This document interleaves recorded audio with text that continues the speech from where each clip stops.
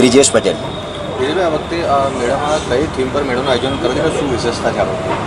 આ વર્ષે અમે રામ રાજ્ય ઉત્સવ મેળો એટલે કે અયોધ્યાની રામનગરી અમે બનાવવાનો પ્રયાસ અહીંયા કર્યો છે.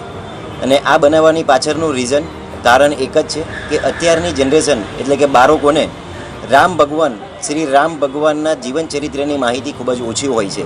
તો અમે એવો પ્રયાસ કર્યો છે કે અત્યારના બાળકો અને સુરતની જનતાને અયોધ્યાના રામ મંદિરના દર્શન કરાવવા અને છોકરાઓને અમે ભગવાનની ઝાંકીઓનો એટલે ભગવાનના જીવન ચરિત્ર પરની ઝાંકીઓ બતાવવાનો પ્રયત્ન કર્યો છે. મેળા કેટલા દિવસ આ ચાલશે અને કઈ રીતે વિચાર આવ્યો આ આયોજન કરવાનું રામ મંદિર? આ મેળો 15 ઓક્ટોબરથી શરૂ થયો છે અને આવનારા 60 દિવસ સુધી આ મેળો ચાલુ રહેશે.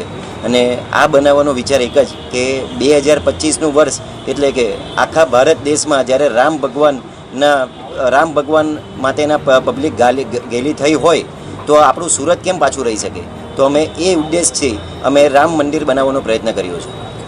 કયા પ્રકારની રાઇડ્સ છે ને આ વખતે કઈ પ્રકારની નવી રાઇડ્સ મૂકવામાં આવી છે? આ વખતમાં બધી પબ્લિકને ભગવાન શ્રી રામના અયોધ્યા નગરીથી લઈને શોપિંગના સ્ટોલ્સ અને રાઇડ્સ પણ એવી વિવિધ પ્રકારની રેન્જર છે, સુનામી છે, ટાવર્સ, આ બધી રાઇડ્સ પણ આપણે આમાં આ વખતે લાવ્યા છીએ.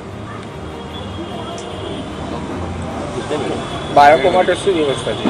બાળકો માટે કે અત્યારની જનરેશનના બાળકોને ભગવાનના જીવન ચરિત્રની માહિતી મળી રહે અને ભગવાનના દરેક ઉદ્દેશની માહિતી મળી રહે એવો અમે પ્રયત્ન કર્યો છે. અને એની જોડે જોડે બાળકો માટે શોપિંગ સ્ટોલ પણ છે અને બાળકોની રાઇડ્સ પણ આ વખતે ઉપલબ્ધ છે.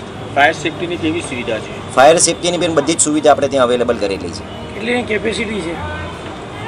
કેપેસિટી કેટલી છે? મેળામાં એક સાથે 8 થી 10,000 વ્યક્તિ પણ આવી શકે એ રીતની કેપેસિટી આપણે રાખી છે અહીંયા. ને પાર્કિંગની પણ ભરપૂર વ્યવસ્થા રાખેલી છે.